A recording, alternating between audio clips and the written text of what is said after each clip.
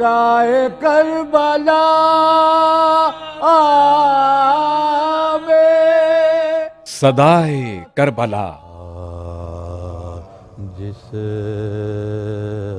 نے شبیر سے وفا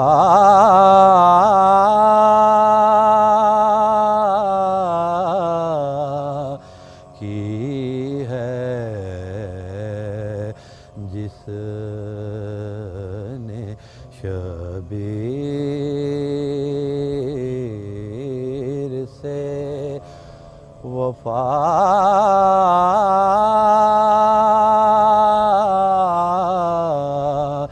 کی ہے، اس کی مرضی بھی اب خدا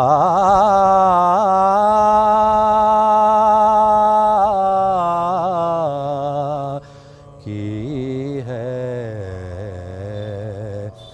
اتنی قیمت نہیں فرات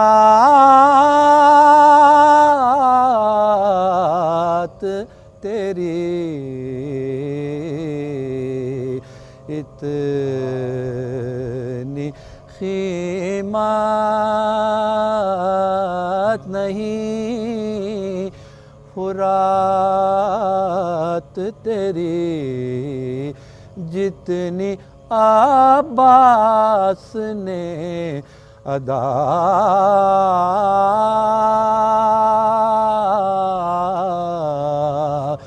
کی ہے، جس نے شبیر سے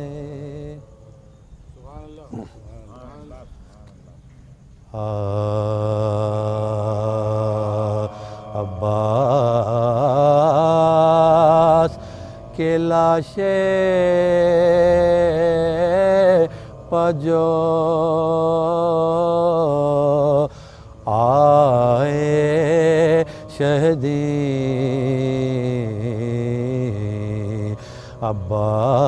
عباس کے لاشے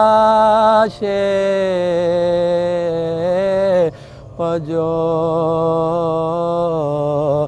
آئے شہدی، تھی ماش کہیں ہاتھ،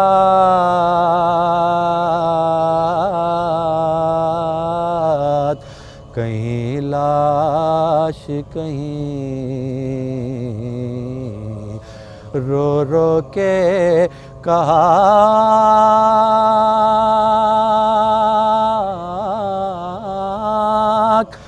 آنکھ تو کھولو بھائی، رو رو کے کہا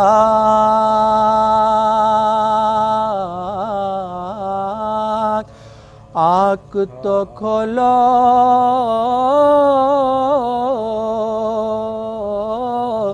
بھائی، لاشیں نے ندا دی کہ سکینہ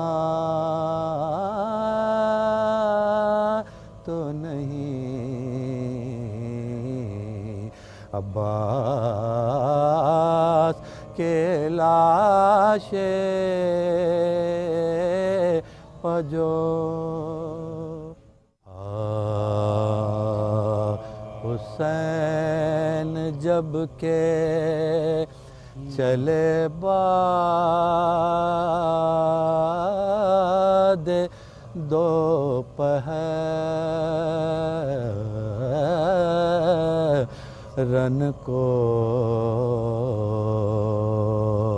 حسین جب کہ چلے بعد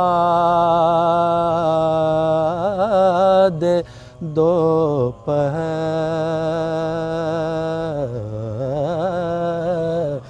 رن کو، نہ تھا کوئی کہ جو تھامے رکاب تو سن کو سکینہ جھاڑ رہی تھی ابا کے دامن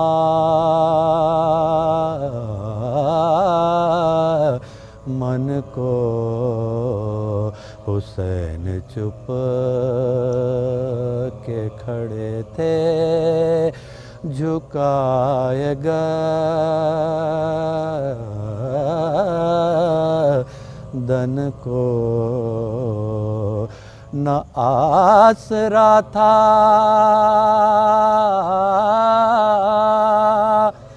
کوئی شاہ کربلا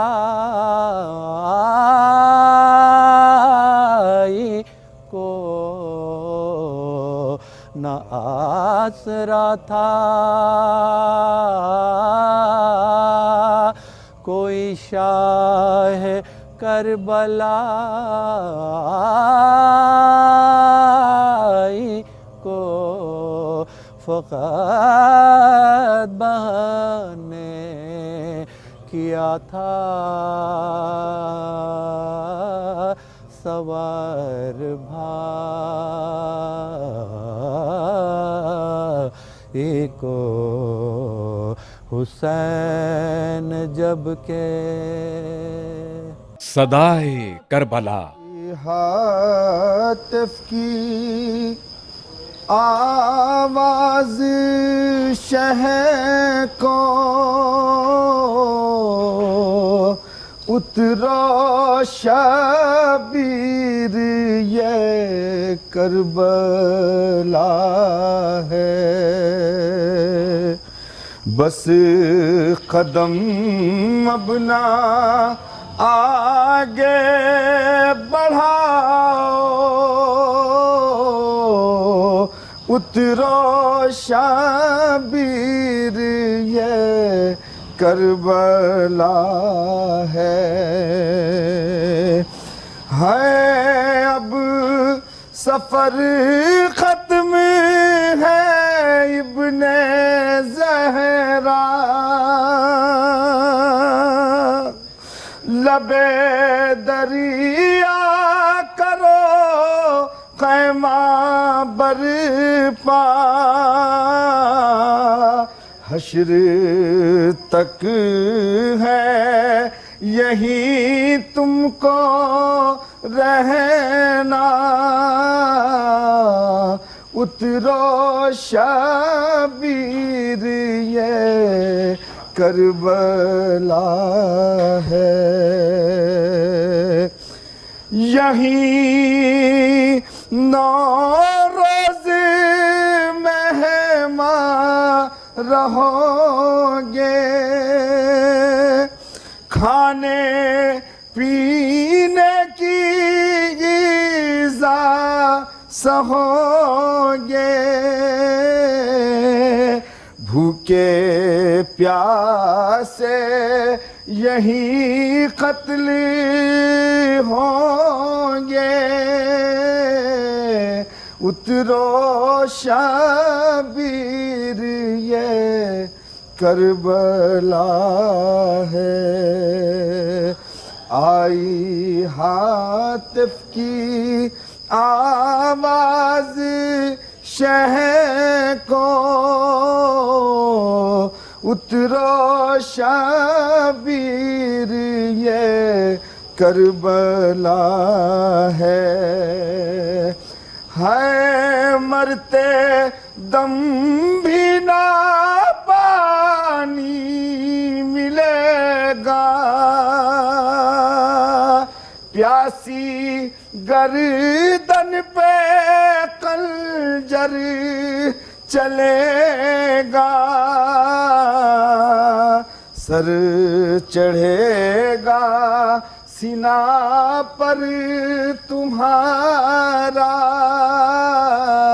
اترو شبیر یہ کربلا ہے، لاش 40 دن تک تمہاری اسی جنگل میں عریاں رہیں گی،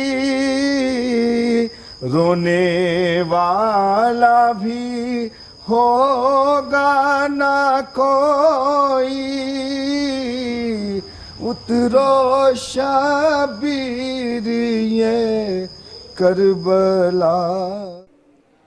شانِ گیسوئے خمدار عروس ایجاد، قلزم وقت میں تو زمزمے باد مراد، تیری تاریخ میں بیتی ہوئی صدیاں آباد، کرۂ خاک صدانوار و صداسار کے ساتھ، رقص میں ہے تیرے پازیب کی جھنکار کے ساتھ، تو بسد ناز جدھر سے بھی گزر جاتا ہے، جادہ زیست کا ہر ذرہ سنور جاتا ہے، تو مہو سال کی یورش سے نکھر جاتا ہے، ضربت وقت سے کچھ اور ابھر جاتا ہے، توڑ دیتی ہے چٹانوں کو روانی تیری، توڑ دیتی ہے چٹانوں کو روانی تیری، رس پہ آتی ہے بڑھاپے میں جوانی تیری،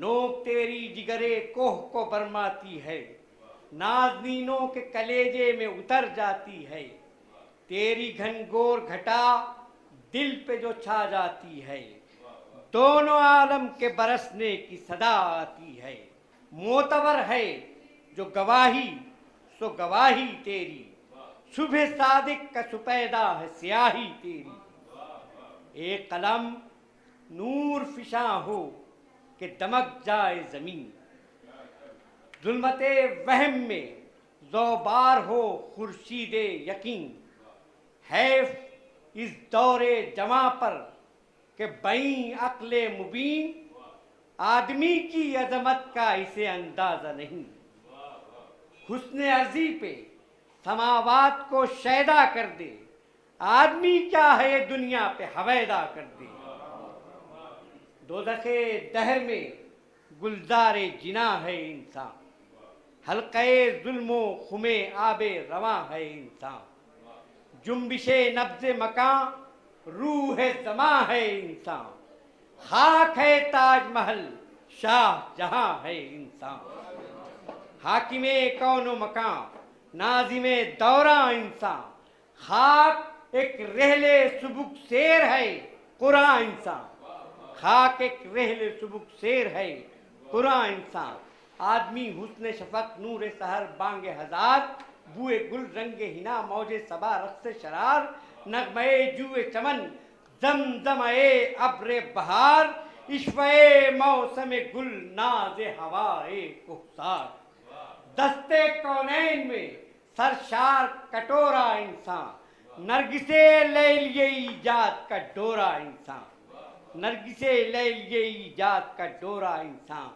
آدمی صاحب گیتا و زبور و قرآن، کفر ہے اس کی صباحت تو ملاحت ایمان، بانیے دیر و حرم واضح ناقوس و اذاں، خالق اہرمن و موجد حرف یزداں، یہ جو عیب و ہنر و زشتی و زیبائی ہے فقط انسان کی ٹوٹی ہوئی انگڑائی ہے، فقط انسان کی ٹوٹی ہوئی انگڑائی ہے، اس کے انفاس سے خوشبو میں روانی آئی، خاموشی کو رفش زمزم خوانی آئی، آگ درشن کو لیے تھال میں پانی آئی، اس نے دیکھا تو زلیخا پہ جوانی آئی، اس نے دیکھا تو زلیخا پہ جوانی آئی، خاک پر زمزمے نہر جنا ہے انسان، دہنے لے لیے عالم میں زباں ہے انسان، آدمی حافظ و خیام و انیس و عرفی، غالب و مومن و فردوسی و میر و سعدی، خسرو و رومی و عطار و جنید و شبلی، یونس و یوسف و یعقوب و سلیمان و علی. خطبہ حضرت خلاق کا ممبر انسان, انتہا یہ کہ محمد تا پیمبر انسان, انتہا یہ کہ محمد تا پیمبر انسان. آپ کہتے ہیں کہ اللہ کو بندے پہچان اور بیگانہ ہے انسان سے اب تک انسان. اس جہالت میں کہاں علم خدا کا امکان, شرط اول ہے کہ حاصل ہو بشر کا عرفان. ذکر بھی آپ نہ اللہ کا للہ کریں, فقط انسان سے انسان کو آگاہ کریں. بات تو جب ہے کسی فرد سے وحشت نہ رہے, دوست تو دوست ہے دشمن سے بھی نفرت نہ رہے. دل ہو یوں صاف کہ امکان کدورت نہ رہے, عقل کی ہے یہ نجابت کہ عداوت نہ رہے. شہر وحدت میں نمبر 2 حرم و دیر نہیں, صحت فکر اگر ہے تو کوئی غیر نہیں.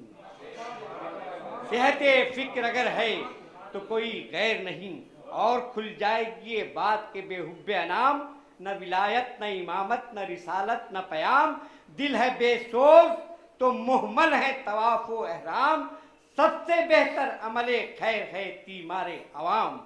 ان کو سرکار دو عالم کے پیام آتے ہیں جو برے وقت میں انسان کے کام آتے ہیں. کفر بھی راہ محبت میں ہے عین اسلام, عنصر بغض ہو دل میں تو عبادت ہے حرام.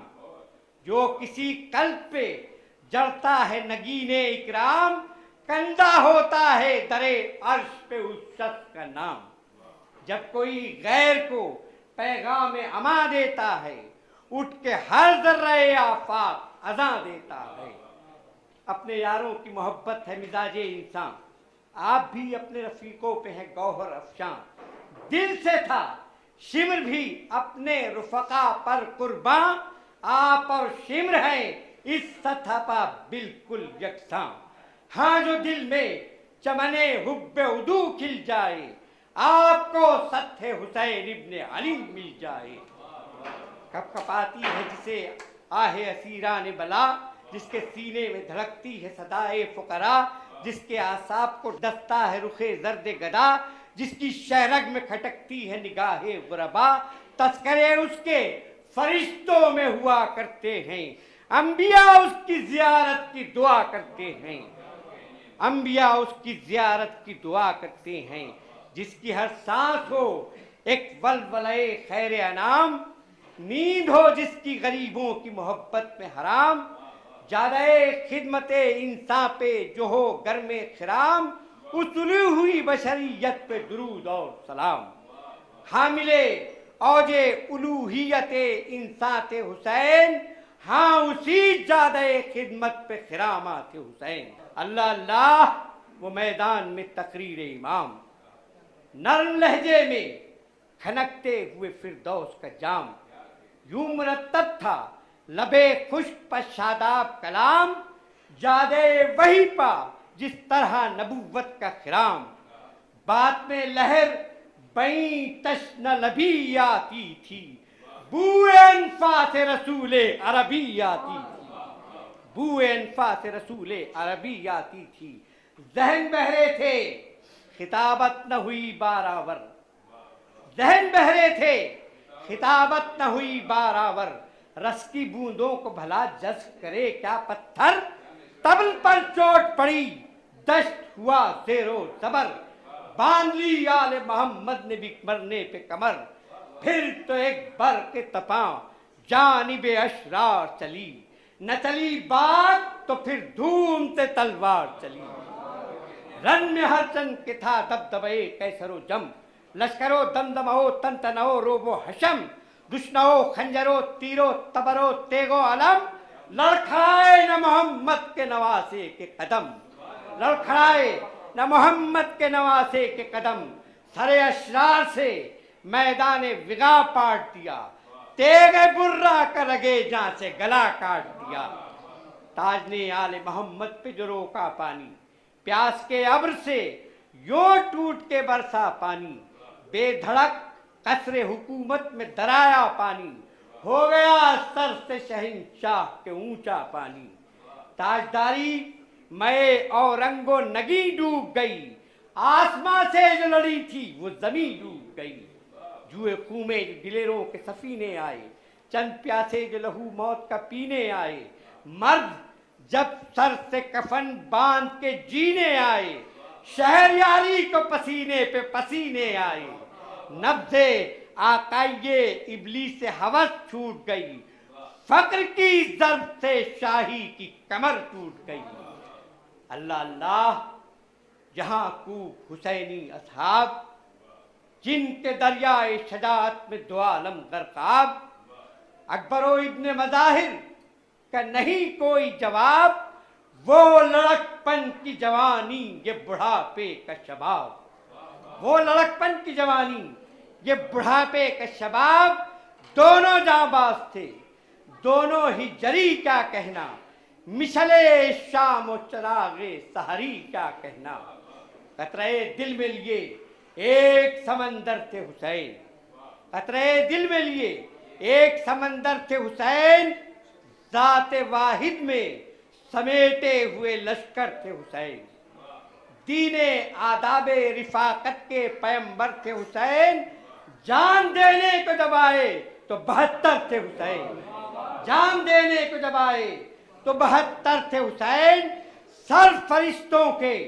یہاں آج بھی کم ہوتے ہیں، ایسے انسان رسولوں میں بھی کم ہوتے ہیں، ایسے انسان رسولوں میں بھی کم ہوتے ہیں، ہے جس قوم کا سلطان ہو ایسا انسان، ہے جس قوم کا سلطان ہو ایسا انسان، وہ رہے خستہ پریشان معطل حیران، نہ شرر بار ترنگیں نہ دہکتے ارماں، جس کی آنکھیں فقط آباد ہیں سینے ویراں، ہمت و جرت و ایثار و وفا کچھ بھی نہیں، ذکر مولا پا کراہوں کے سوا کچھ بھی نہیں، زندگی شعلہ جوالا ہے گلزار نہیں، زندگی شعلہ جوالا ہے گلزار نہیں، موت کا گھاٹ ہے یہ مصر کا بازار نہیں، کربلا اب بھی ہے ایک ہوش ربا انگارہ،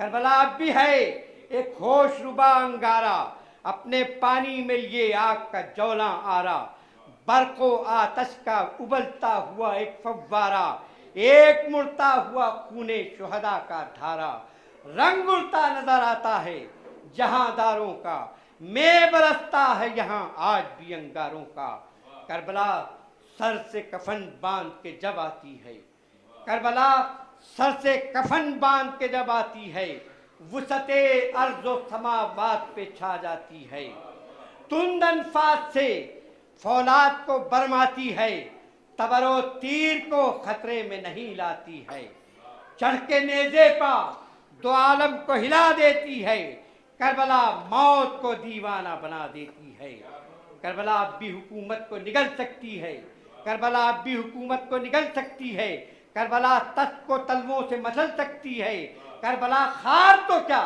آگ پہ چل سکتی ہے، کربلا وقت کے دھارے کو بدل سکتی ہے، کربلا قلعہ فولاد ہے جراروں کا، کربلا نام ہے چلتی ہوئی تلواروں کا، کربلا میں اثر باغ جناں آج بھی ہے، کربلا میں اثر باغ جناں آج بھی ہے، بوئے انفاس مسیحا نفساں آج بھی ہے، حسن رنگینی خونی کفنا آج بھی ہے، صبح عاشور کی گلبانگ اذاں آج بھی ہے، ایک پراسرار خاموشی ہے پرافشاں اب تک، ایک پراسرار خاموشی ہے پرافشاں اب تک، صبح کے دوش پہ ہے شام غریباں اب تک، کربلا اب بھی سرے وقت پہ لہراتی ہے، کربلا اب بھی سرے وقت پہ لہراتی ہے، زلف کی طرح خیالات پہ بل کھاتی ہے، خاموشی رات کو جس وقت کے ہو جاتی ہے،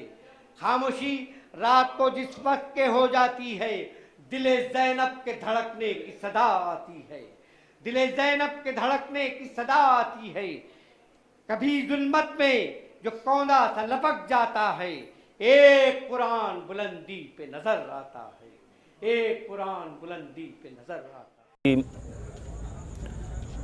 اعوذ باللہ من الشیطان اللعین الرجیم بسم اللہ الرحمن الرحیم الحمد للہ رب العالمین والعاقبۃ للمتقین والجنۃ للمؤمنین والصلاة والسلام علی النبی الامی القرشی العربی المکی المدنی المطلبی البتہی الابتہامی سیدنا ونبینا مولانا ابی القاسم محمد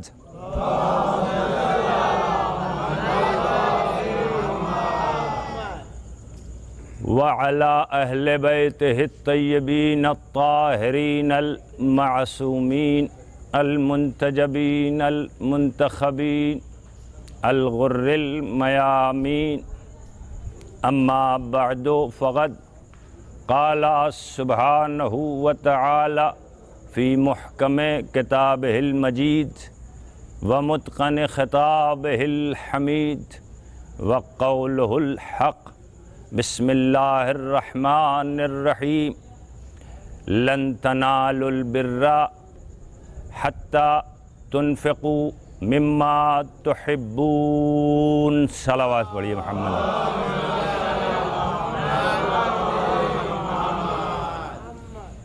عزیزان گرامی قدر، عشرہ محرم کی یہ دوسری مجلس، دوسری محرم، اور اس مجلس کے لیے میں نے قرآن مجید کی جس آیت کی تلاوت کی ہے اس کا سیدھا سیدھا مفہوم یہ ہے کہ اگر تم نیکیاں حاصل کرنا چاہتے ہو تو اس کے لیے تمہیں ان چیزوں کو قربان کرنا ہوگا کہ جس سے تم بے پناہ محبت کرتے ہو۔ ہرگز نہیں پہنچ سکتے نیکیوں تک حتیٰ تنفقوا، یہاں تک کہ تم خرچ کرو، قربان کرو ان چیزوں کو کہ مما تحبون، جس سے تم بہت محبت کرتے ہو، جسے تم بہت عزیز رکھتے ہو، جسے تم بہت چاہتے ہو۔ یوں تو اس آیت کے پس منظر میں پیغمبر گرامی قدر ختمی مرتبت حضرت محمد مصطفیٰ صلی اللہ علیہ وآلہ وسلم کا ایک واقعہ ہے جو تفصیلاً نہیں، اشارتاً ضرور عرض کر دینا چاہوں گا کہ انتہائی رغبت کے ساتھ پیغمبر نے ایک کرتا خرید فرمایا، اور چونکہ رغبت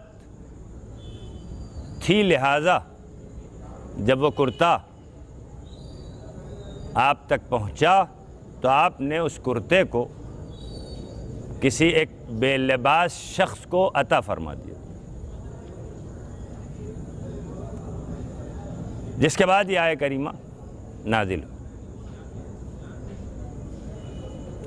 جس چیز سے تم سب سے زیادہ محبت کرتے ہو تمہیں وہ چیز راہ خدا میں قربان کرنی ہوگی، تب جا کر تم نیکیوں تک پہنچ سکتے ہو۔ انسان یوں تو ہر چیز سے جو اس کی اپنی ہوتی ہے اس سے لگاؤ رکھتا ہے، اس سے انس رکھتا ہے، ان سے محبت کرتا ہے، لیکن ان تمام چیزوں میں یا یوں کہوں کہ انسان کے ان تمام متعلقات میں دو اہم چیزیں ہیں جن سے انسان بے پناہ محبت کرتا ہے۔ ایک چیز ہے اولاد اور ایک چیز ہے مال۔ ان دو چیزوں سے بے پناہ لگاؤ رکھتا ہے دوسری چیزوں کے مقابل۔ مال سے بھی بڑی محبت کرتا ہے انسان اور اولاد سے بھی بے پناہ محبت کرتا ہے، اور کیوں نہ کرے؟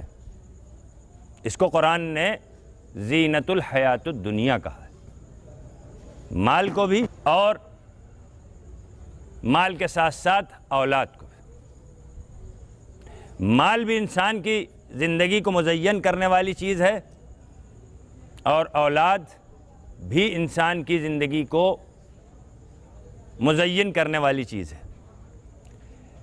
اب آپ غور فرمائیں، جس طرف میں آپ کو لے جانا چاہتا ہوں، اگر آپ چند منٹ ہمارے ساتھ ہیں تو یقیناً آپ لطف اندوز ہوں گے کہ اس ساری دنیا میں آج آپ دیکھیں کہ انسان بڑی محنت کرتا ہے اور دولت کماتا ہے، اور جب وہ خرچ کرتا ہے اور کسی کو دیتا ہے اپنے امور پر، اپنے لیے، اپنے بال بچوں پر، اپنے گھر بار پر خرچ کرنا اور ہے، اللہ کی راہ میں خرچ کرنا اور ہے۔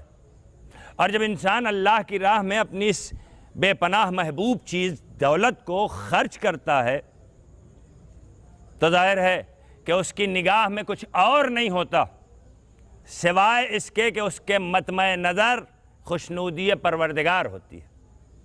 وہ یہ چاہتا ہے کہ اللہ کو راضی کر لے، وہ یہ چاہتا ہے کہ اللہ کا حبیب خوش ہو جائے، وہ یہ چاہتا ہے کہ اللہ کے حبیب کے اہل بیت طاہرین کو خوش کر لے، اس لیے اپنی محبوب ترین چیز کو خرچ کرتا ہے اللہ کی راہ میں۔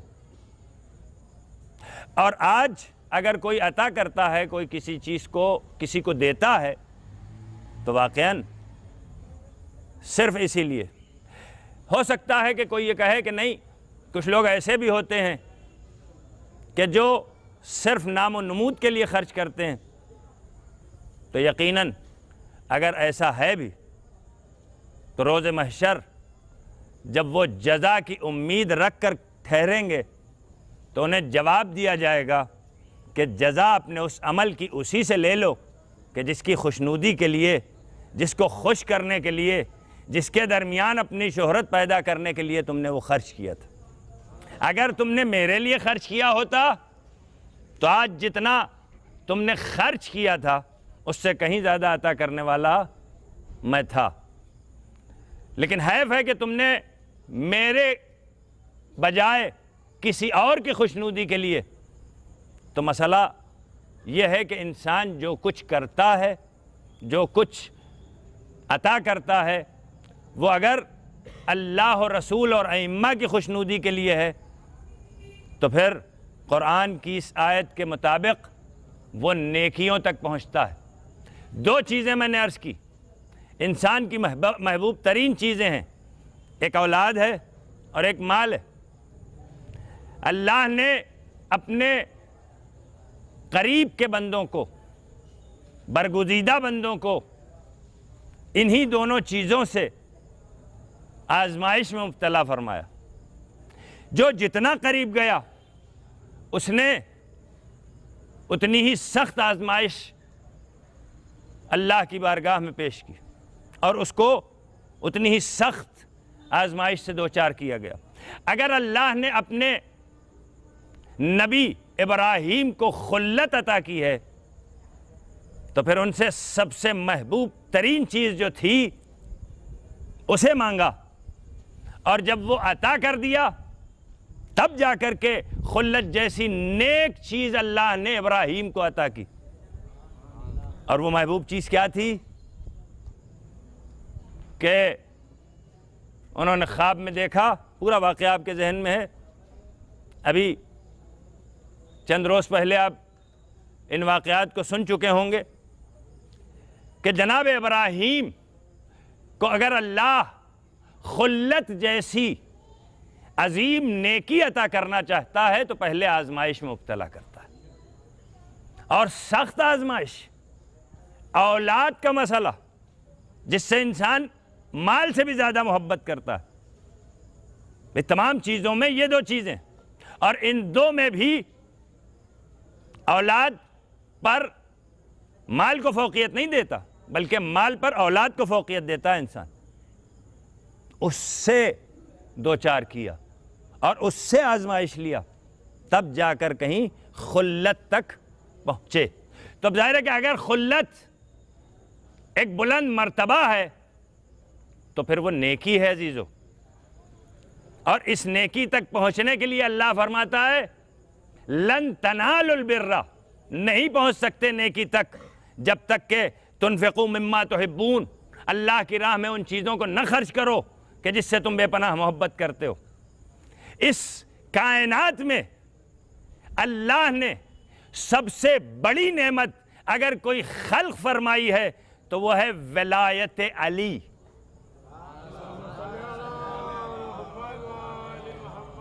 ولایت علی سب سے عظیم نعمت اور سب سے عظیم نیکی اور سب سے بڑا خیر ہے، لہذا اگر وہ چاہیے تو پھر تمہیں ان تمام چیزوں کو خرچ کرنا ہوگا کہ جن سے تم بے پناہ محبت کرتے ہو۔ ظاہر ہے کہ انسان دو چیزوں سے بہت محبت کرتا ہے، مال سے بڑی محبت کرتا ہے، اولاد سے بے پناہ محبت کرتا ہے۔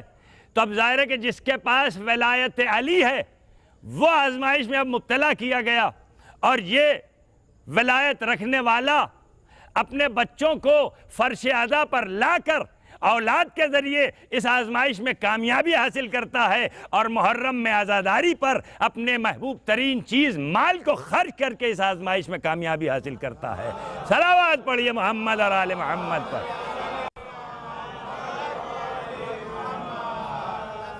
یہ نیکی یہ جسے آپ خیر سمجھیں، اس سے بڑا کوئی اور خیر نہیں ہے کائنات میں، اس سے بڑی کوئی نیکی نہیں ہے۔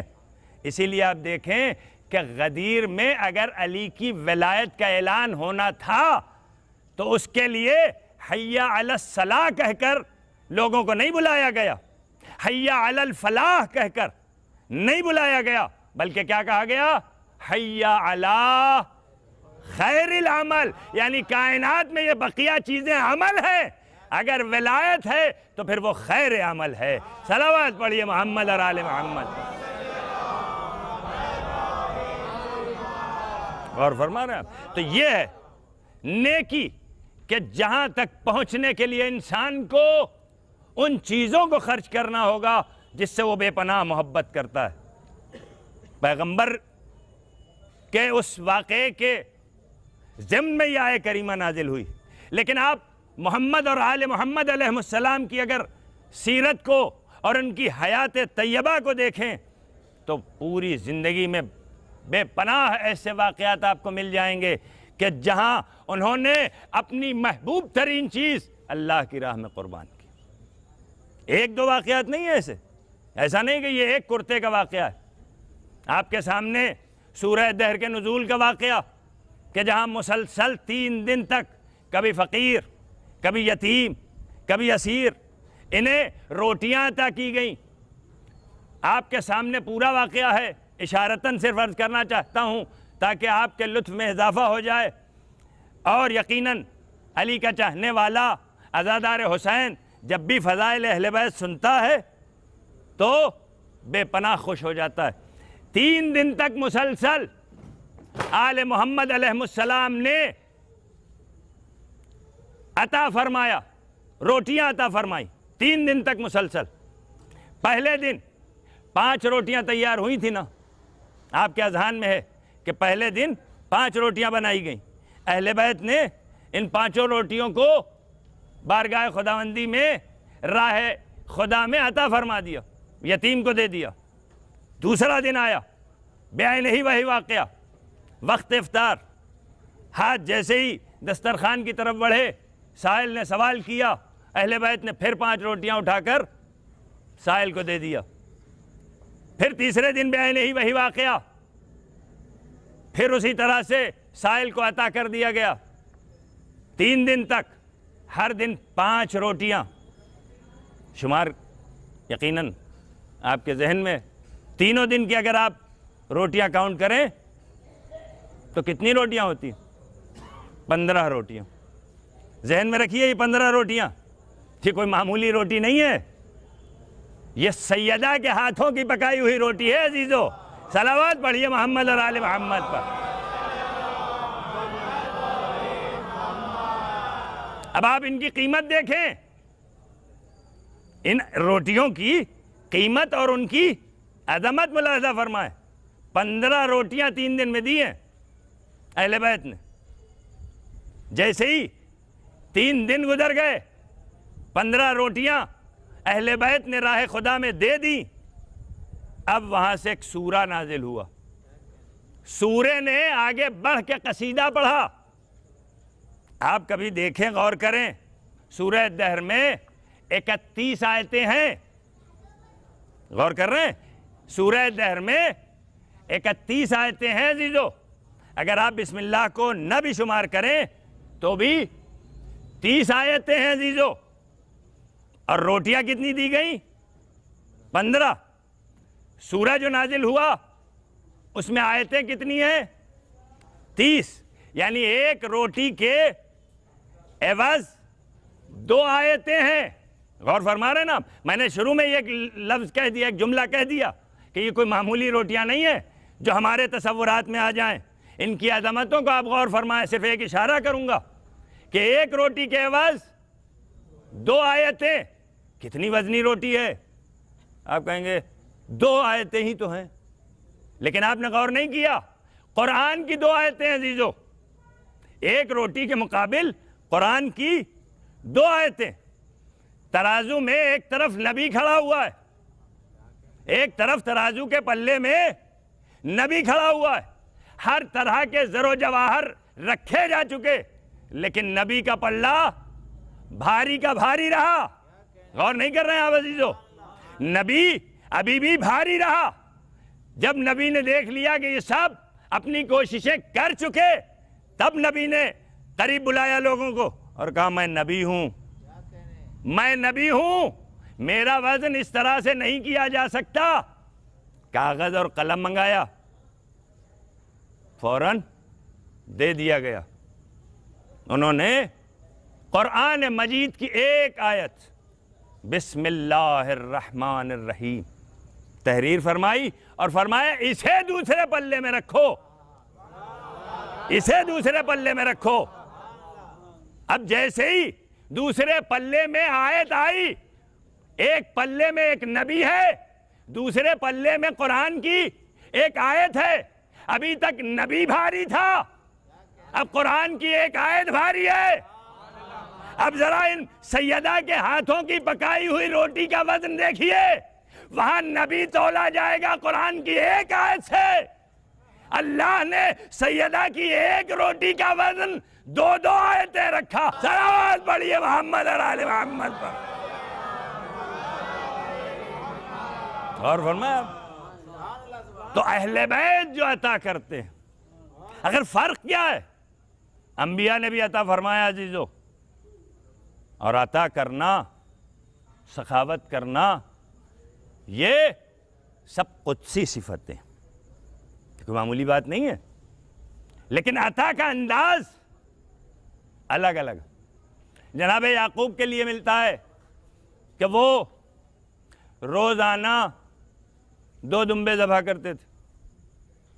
ایک رائے خدا میں دے دیتے تھے, ایک اپنے گھر میں لے آتے تھے اور لا کر کے اپنے افراد خاندان کے لیے اسے پکواتے تھے. سائل نے آ کر کے سوال کیا, دل میں یہ گزرا کہ میرا معمول کے مطابق 1 دمبا میں نے دے دیا اور یہ دمبا میں نے اپنے خاندان کے لیے حسب معمول پکوایا ہے. وہ سائل چلا گیا واپس. اس کے بعد آزمائشوں میں اللہ نے مبتلا فرمایا. وہ پورے تفصیل میں نہیں جانا چاہتا ہوں, صرف اتنا عرض کرنا چاہتا ہوں کہ یہ کوئی معمولی منزل نہیں تھی کہ جس پر جناب یعقوب تھے. اگر اپنے لیے اہتمام کیا ہے, اپنے بال بچوں کے لیے اہتمام کیا ہے, تو پھر فقراء اور مساکین کے لیے بھی اہتمام کرتے تھے.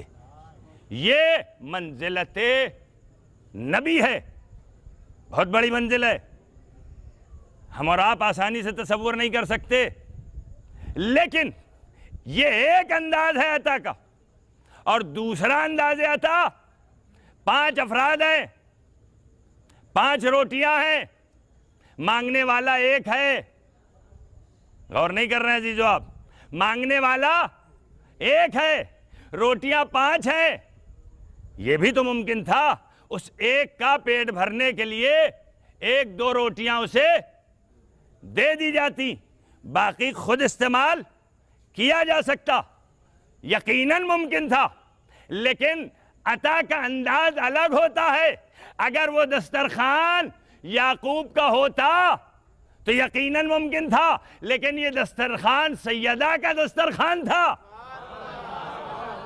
وہاں اپنے حصے میں سے کچھ دیا جاتا ہے، یہاں اپنے حصے کا سب کچھ لٹا دیا جاتا ہے۔ صلوات پڑھیے محمد اور آل محمد پر۔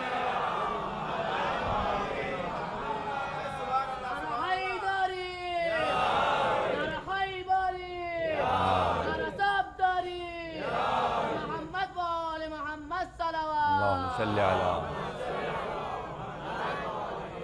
غور فرمایا عزیزو آپ نے، انداز عطا الگ الگ۔ سخاوت بہت سے لوگوں نے کی، لیکن جو سخاوت اہل بیت نے فرمائی وہ آپ کو کہیں نہیں ملے گی۔ یہ 2-3 الفاظ ہیں، ان کو آپ غور کر لیں۔ سخی، کریم، بخیل، لئیم، یہ 4 لفظ ہیں۔ میں نوجوانوں کے لیے اس کی تشریح کر دینا چاہتا ہوں۔ سخی اسے کہتے ہیں کہ جو خود بھی کھائے اور دوسروں کو بھی کھلائے۔ بخیل اسے کہتے ہیں کہ جو خود تو کھائے لیکن دوسروں کو نہ کھلائے، ہے نا؟ یہ خود کھائے دوسروں کو نہ کھلائے، وہ کون ہے؟ بخیل۔ لیکن پیغمبر نے کیا فرمایا؟ پیغمبر نے فرمایا بخیل وہ ہے کہ جو ہمارا ذکر سنے اور ہم پر صلوات نہ پڑھے۔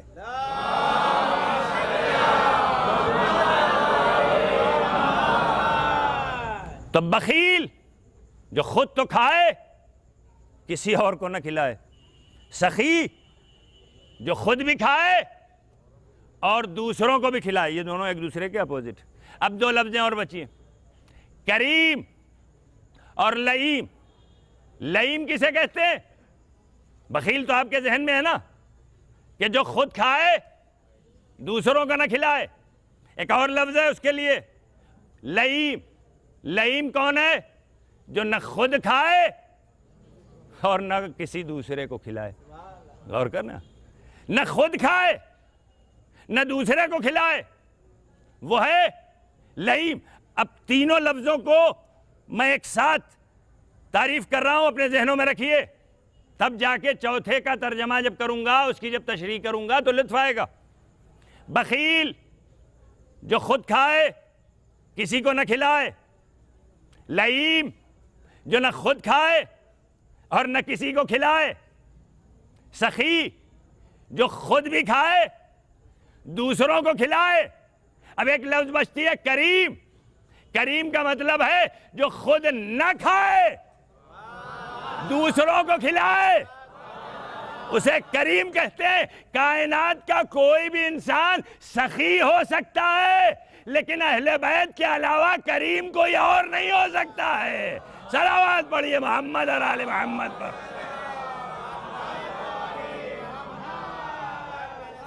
کریم جو خود نہیں دوسروں کو کھلائے۔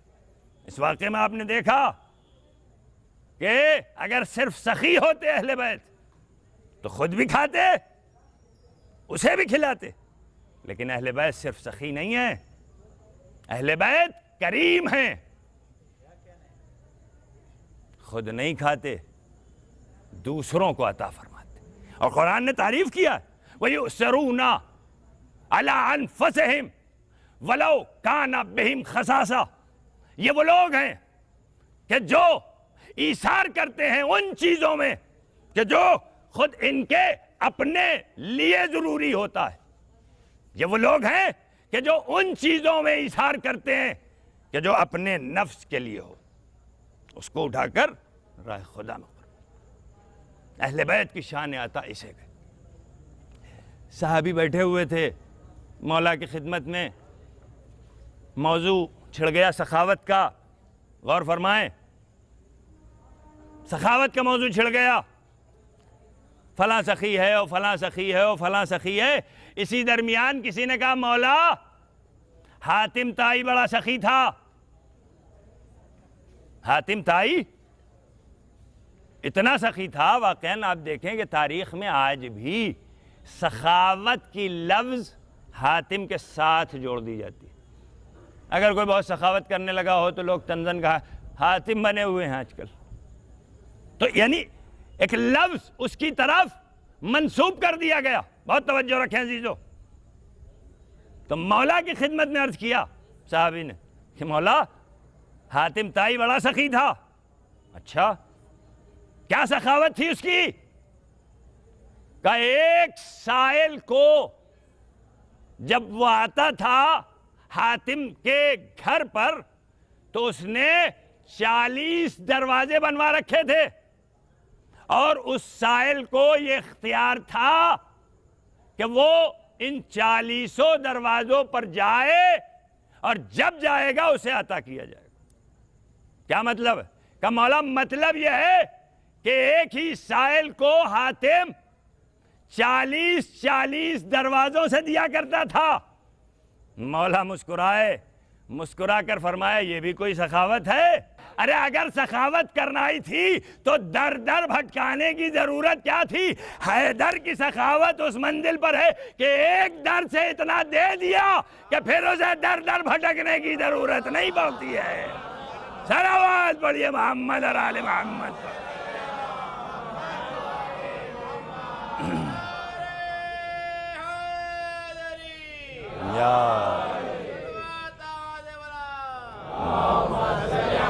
بس یہ مجلس دوسری محرم یقیناً آپ کے دل بھرے ہوئے. آپ حسین کا غم منانے کے لیے متوجہ اور کربلا کی شہادتوں کا آغاز مسلم کی شہادت سے ہو چکا. کربلا شروع ہو گئی، پھر پسران مسلم حضرت محمد اور حضرت ابراہیم کی شہادت، اور حسین کا مسلسل سفر. مکے سے حسین مسلسل رواں دواں ہے. کئی مقام پر امام نے قیام فرمایا اور کئی مقامات ایسے آئے کہ جہاں بعض اصحاب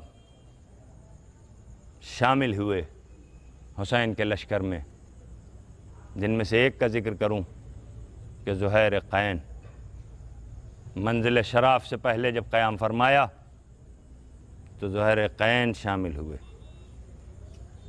اور اپنی زوجہ کو اپنے بھائی کے ساتھ وطن بھیج دیا اور آگے بڑھے. منزل شراف پر قیام فرمایا. جناب مسلم کی شہادت کی خبر ملی، اٹھے، خیمے میں آئے، آ کر بہن کو بھائی کی شہادت کی خبر سنائی. بھائی بہن نے گریہ کیا. رقیہ بنت مسلم کو بلایا، دست شفقت بچی کے سر پر رکھا. بچی تھی لیکن خاندان رسالت کی بچی تھی. آج کے انداز کو سمجھ گئی. تڑپ کے ایک مرتبہ اپنے امو کو دیکھا اور دیکھ کر پوچھا چچا میرے بابا کی خیر تو ہے؟ امام نے بچی کو دلاسا دیا. قافلہ روانہ ہوا۔ ایک مقام پر امام نے قیام فرمایا، یہ آخری منزل تھی، یہاں یہ قافلہ خیمہ زن ہوا۔ یہ محرم کی پہلی تاریخ تھی، چہار شنبہ۔ وہاں قیام کے بعد امام نے سفر کا آغاز فرمایا، اور آج دوسری محرم، حسین سفر کرتے کرتے ایک مرتبہ ایک ایسی منزل پر پہنچے کہ جہاں صحرا تو ہے لیکن حسین کا راہوار رک جاتا ہے۔ امام نے راہوار تبدیل کیے لیکن کوئی راہوار آگے بڑھنے کو تیار نہیں۔ اطراف کی جو بستیاں تھیں ان میں جو لوگ تھے اس قبیلے کو بنی اسد کہتے، ان کو بلایا اور بلا کر استفسار فرمایا، پوچھا کہ اس سرزمین کا نام کیا ہے؟ کسی نے کہا آقا اسے غازریہ کہتے ہیں۔ پھر پوچھا اور کوئی نام؟ تو لوگوں نے عرض کیا کہ اسے شت فرات کہتے ہیں۔ اور کوئی نام؟ ہاں اسے نینوا کہتے ہیں۔ حسین کا اضطراب بڑھتا جا رہا ہے۔ اور کوئی نام؟ ایک شخص نے آگے بڑھ کر کہا فرزند رسول، اسے کربلا کہتے ہیں۔ فرزند رسول اسے کربلا کہتے ہیں۔ بس ایک مرتبہ امام گھوڑے سے اترے، عباس کو بلایا، علی اکبر کو بلایا، اصحاب کو اکٹھا کیا اور پھر فرمایا ہا ہونا محط رحالنا، اے لوگو یہی ہے وہ جگہ کہ جہاں ہمارے خیمے نصب کیے جائیں گے، اسی مقام پر ہم قیام کریں گے، یہیں ہم شہید کیے جائیں گے، یہیں ہمارے خون بہائے جائیں گے۔ بنی اسد کے لوگوں کو بلایا اور بلا کر تفصیلات معلوم فرمائیں اور فرمایا کہ میں اس زمین کو تم سے خریدنا چاہتا ہوں۔ انہوں نے قدموں میں سر رکھ دیا کہ آقا آپ کائنات کے مالک ہیں، ہماری زمینیں تو کیا، آپ ہمارے مالک ہیں، آپ کی خدمت میں یہ سب کچھ پیش ہے۔ امام نے فرمایا نہیں، قیمت معین کرو۔ قیمت معین ہوئی، 60,000 درہم میں امام نے 16 مربع میل اس زمین کو خرید فرمایا۔ قبالہ لکھنے کا وقت آیا تو پوچھنے والے نے پوچھا کہ فرزند رسول قبالہ کس کے نام سے لکھا جائے گا؟ تو چونکہ ہر باپ چاہتا ہے کہ جب کوئی جائیداد خریدے، جب کوئی زمین خریدے تو اپنی اولاد کے نام، تو حسین نے آواز دی علی اکبر کہاں ہے؟ قبالہ علی اکبر کے نام لکھا گیا۔ پھر بنی اسد سے وصیتیں فرمائیں کہ یہ ہم تمہیں ہبہ کرتے ہیں، تم یہاں رہو، لیکن اتنا خیال رکھنا کہ جب ہم شہید کر دیے جائیں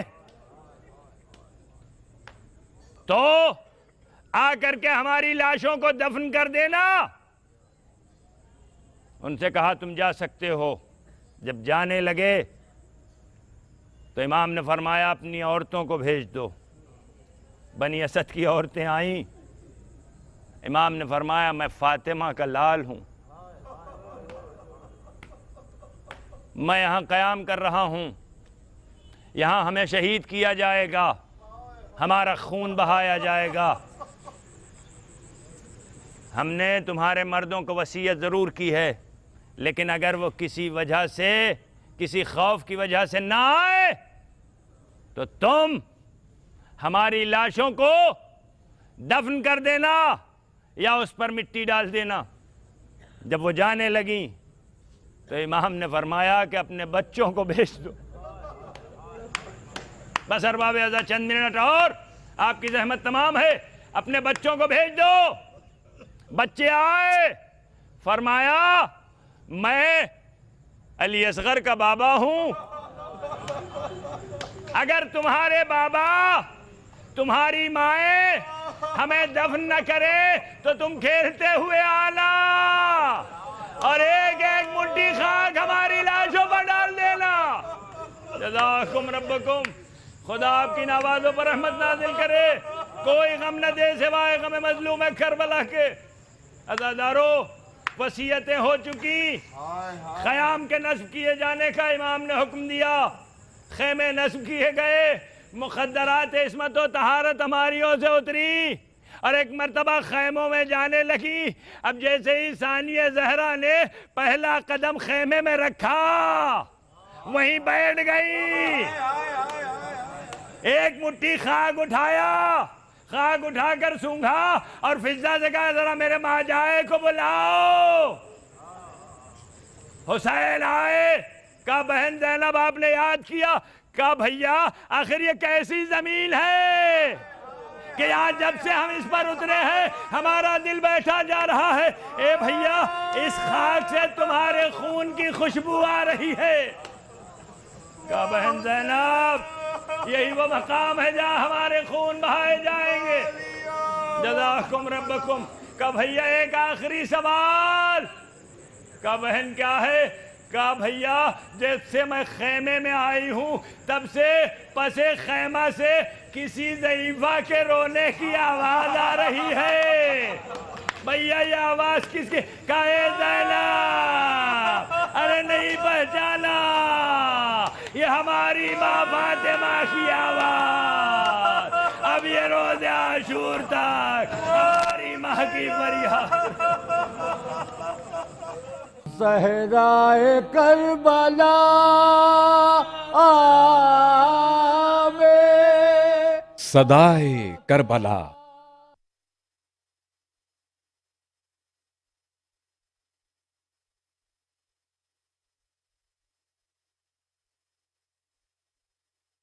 صحرائے کربلا آوے صدائے کربلا.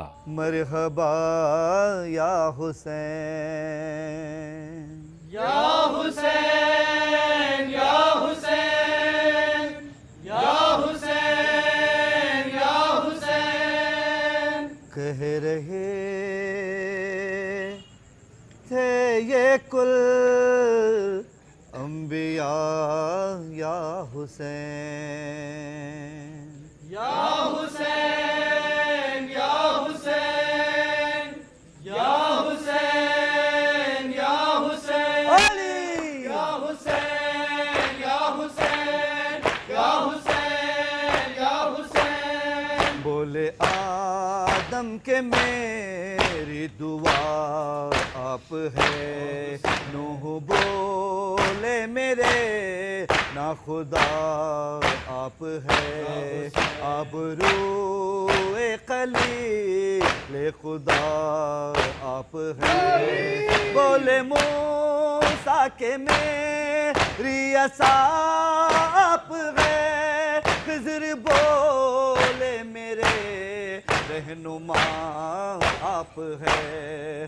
بولے عیسیٰ کے وجہ شفا آپ ہے. خدمت انبیاء کی جزا آپ ہے. آپ ہم سب کی محنت بچا لے گئے. شکریہ آپ کا شکریہ یا حسین. مرحبا مرحبا مرحبا یا حسین. کہہ رہے تھے خلیل خدا یا حسین یا حسین یا حسین یا حسین یا حسین. پیش کرنے کو قربانی فرزند کی باندھی آنکھوں پہ پٹی بسد عاجزی.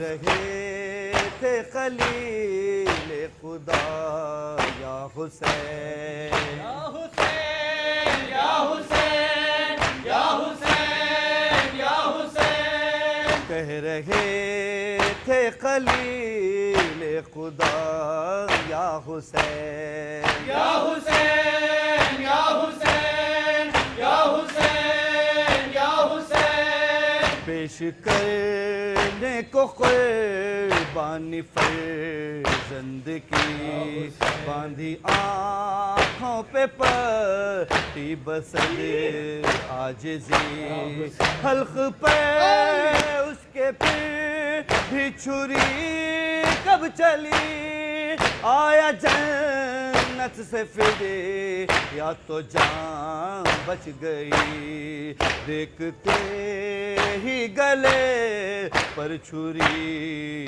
کا نشان اتنا صدمہ ہوا اس کی ماں چل بسی اف تیری تشنگی دھوپ اور بے کسی تو نے تو زخمی سینے سے کھینچی سینہ تو نے اکبر کا لاشا اٹھایا حسین مرحبا مرحبا مرحبا یا حسین ابن مریم کی تھی یہ صدا یا حسین یا حسین یا حسین یا حسین یا حسین میری ماں یعنی مریم کنیز خدا تیری ماں فاطمہ